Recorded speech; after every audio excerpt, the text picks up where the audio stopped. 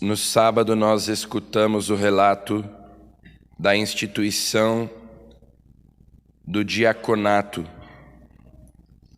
a ordenação dos 7 primeiros diáconos, e dentre eles Estevão.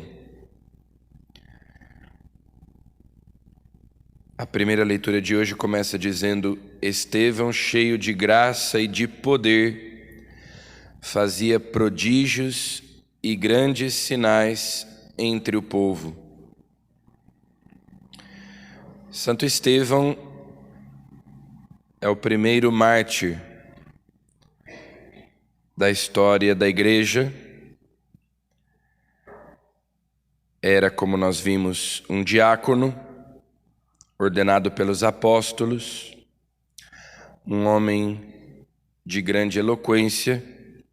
Sua pregação convertia muitas pessoas e os judeus debatiam com ele, mas, como nos diz São Lucas, na primeira leitura de hoje,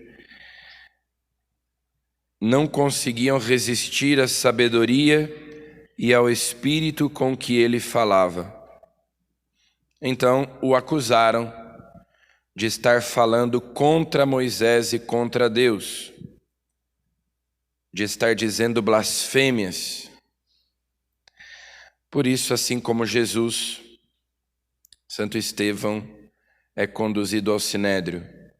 Como nós acompanhamos nas últimas semanas, os apóstolos também sendo levados ao Sinédrio para serem interrogados,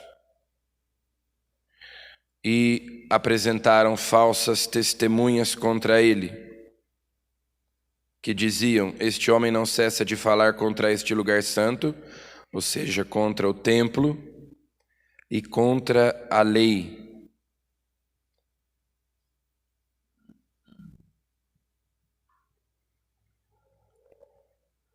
A pregação de Santo Estevão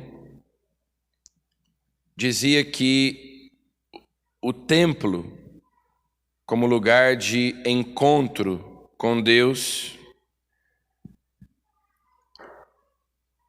essa função do templo tinha chegado ao fim, que era algo que o próprio Jesus dizia.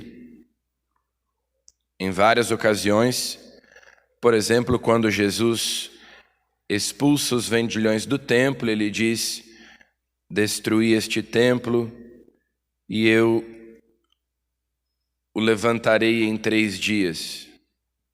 E São João diz, ele falava do templo do seu corpo. Ou quando Jesus está conversando com a samaritana e ela pergunta: onde se deve adorar a Deus? Qual é o lugar adequado? O templo em Jerusalém ou o templo aqui no Monte Garizim? E Jesus diz: está chegando a hora em que adorareis o Pai em espírito e em verdade. Ou seja, Jesus é o novo templo. Tanto é que o templo de Jerusalém será destruído algum tempo depois pelos romanos e nunca mais será reconstruído, o que é sinal de que o Antigo Testamento passou. Aquelas instituições do Antigo Testamento que eram provisórias já não servem. O véu do santuário se rasgou de alto a baixo quando Jesus morreu. Aquele sacerdócio, o sacerdócio levítico,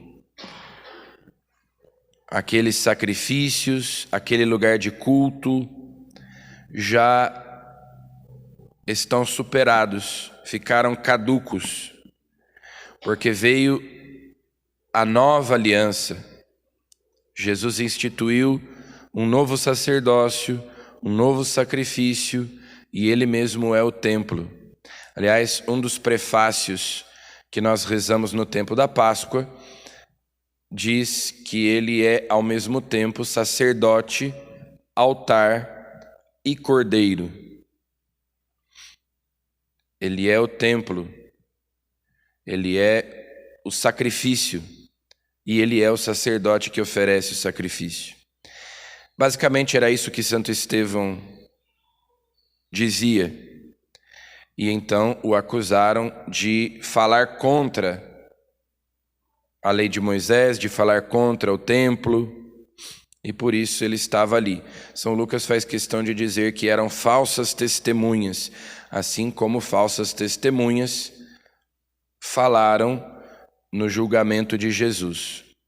E o tempo todo São Lucas vai estabelecendo esses paralelos entre a condenação de Santo Estevão e a condenação de Jesus, para mostrar aquilo que é o propósito de São Lucas no livro dos Atos dos Apóstolos. Mostrar que Jesus continua vivo na sua igreja. Então, assim como Jesus operava milagres, os apóstolos operam milagres. Assim como Jesus era cheio do Espírito Santo e falava com autoridade, os apóstolos, os discípulos também são movidos pelo mesmo Espírito e falam com autoridade. Assim como Jesus foi perseguido e morto, os discípulos também são perseguidos e mortos. Então ele vai estabelecendo esses paralelos. Falsas testemunhas acusaram Jesus, falsas testemunhas acusam Santo Estevão. Jesus é levado diante do Sinédrio e Santo Estevão da mesma maneira, e esses paralelos continuam até o fim, até a execução de Santo Estevão, que nós vamos acompanhar na sequência. E no Evangelho foi acrescentada uma frase no início que retoma o que nós escutamos anteriormente, ali no início do capítulo 6 do Evangelho de São João. Depois que Jesus saciara os 5.000 homens, seus discípulos o viram andando sobre o mar. Essa frase que inicia o Evangelho, na verdade, não é do Evangelho, não se encontra no Evangelho, mas foi acrescentada no lecionário para retomar o que nós ouvimos anteriormente. Então, Jesus multiplica os pães e caminha sobre as águas, como nós meditávamos no sábado. São João quer mostrar que Jesus tem poder para transformar o pão no seu próprio corpo. E assim ele pedagogicamente introduz os seus discípulos no mistério da Eucaristia, a respeito do qual ele vai pregar no capítulo 6, no discurso do Pão da Vida. Mas esse trecho que nós ouvimos hoje trata de outro assunto. As multidões que comeram os pães e os peixes na multiplicação dos pães corre atrás de Jesus, quer estar com ele. No entanto, Jesus faz uma advertência, Jesus censura aquelas pessoas que o procuram, o que é estranho. Bom, mas as pessoas estão procurando Jesus, querem estar com ele, isso é uma coisa boa. E no entanto, Jesus diz: estais me procurando não porque vistes sinais, mas porque comestes pão e ficastes satisfeitos. Ou seja, o motivo pelo qual essas pessoas procuravam Jesus era mundano. Era um motivo materialista, digamos assim. Essas pessoas queriam satisfazer os seus desejos. Estavam atrás de Jesus porque Jesus lhes oferecia algo de material. E Jesus então diz: esforçai-vos não pelo alimento que se perde, mas pelo alimento que permanece até a vida eterna e que o Filho do Homem vos dará. Tantas vezes as pessoas hoje também procuram Jesus, não porque querem a salvação de suas almas, não porque querem amar a Deus, porque querem a santidade. E eu disse às pessoas, mas nós podemos nos incluir entre essas pessoas que também muitas vezes buscam Jesus porque esperam algum benefício intramundano,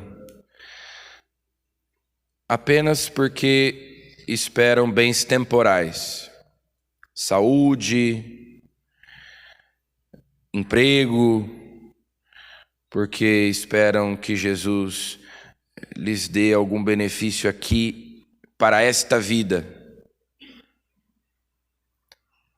É claro que Deus é nosso Pai, que cuida de nós, e nós podemos pedir a Ele que nos ajude com as nossas situações aqui desta vida, mas Jesus quer nos dar mais do que isso, quer nos dar a vida eterna, quer nos dar alimento para a nossa alma. Então, os padres da igreja diziam que aqueles que buscam a Deus por interesse, esses são como mercenários. Aqueles que buscam a Deus por medo, para evitar o castigo divino, o inferno, esses buscam a Deus como escravos.